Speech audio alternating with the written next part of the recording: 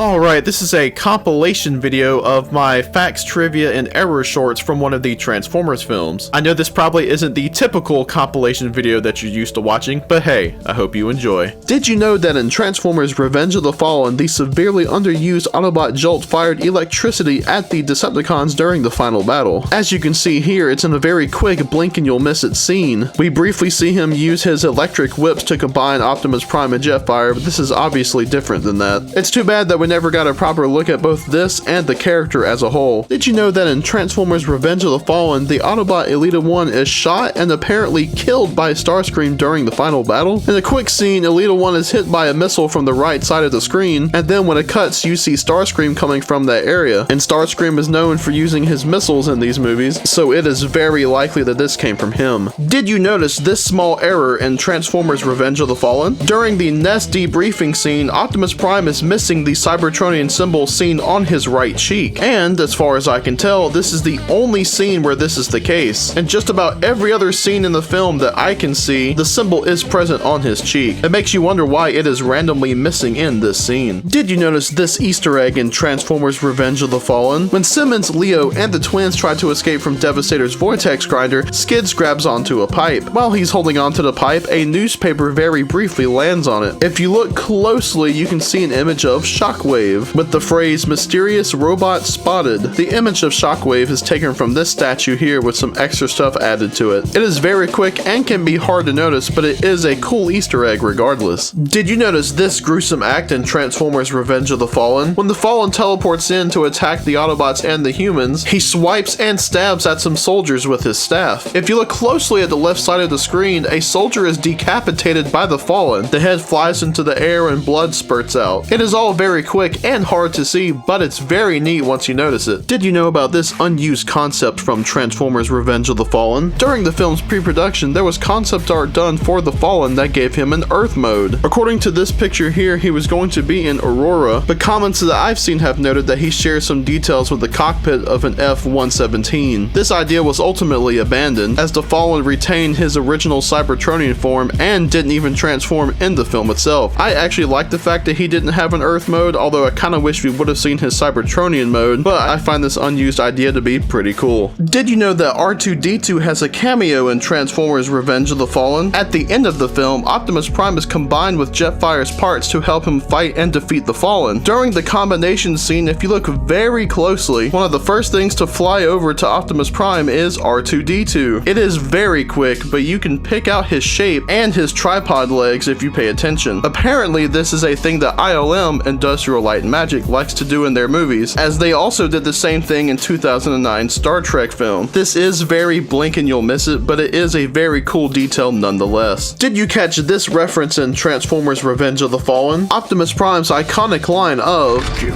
me your faith" is actually a very cool reference. This line is actually taken from what I said to your mom last night while she was giving me that thrussy, which I'm surprised that you didn't know about because the gawk gawk was loud. Happy April Fools, everyone. Did you notice this error with the Fallen's foot in the opening of Transformers Revenge of the Fallen? At the start of the film, a group of primitive humans discover the Sun Harvester in 17,000 BC. The Fallen notices this and attacks the humans. The issue here is that he lifts up his right foot to step on a human, but when the shot cuts and the foot comes down, it's his left foot instead. It is a very odd lack of continuity between shots, but I have to admit, it is one of my favorite errors due to just how odd it is. Did you know about these concepts for Optimus Prime's power-up form in Transformers Revenge of the Fallen? Here you can see concepts done by Josh Nizzi for a trailer power-up form. There's some very cool looking ones here. I like the axe that some of these have. One has a big shield, and I think some of these look very similar to what Josh Nizzi ended up doing for the Prime 1 Studios Power Master Optimus Prime. There's definitely influences there. And then there is another one here done by Ben Proctor. I think this one's pretty neat too, although the arms and shoulders maybe look a bit bulky. I don't know, I dig the weapons though. In the finished film, Optimus Prime was combined with Jetfire's parts, and of course he didn't get his trailer until Dark of the Moon, but I still think there's some pretty cool designs here. Before we go, I want to give a shout out to members of my Patreon. In my Average Bird tier, there is Schmoctimus Prime, and in my Birds of Prey tier, there is Austin Gillis and Darth Spooby. Your channel support is greatly appreciated. Thank you. As always, I want to give a big thanks to everyone for watching, and have a good one.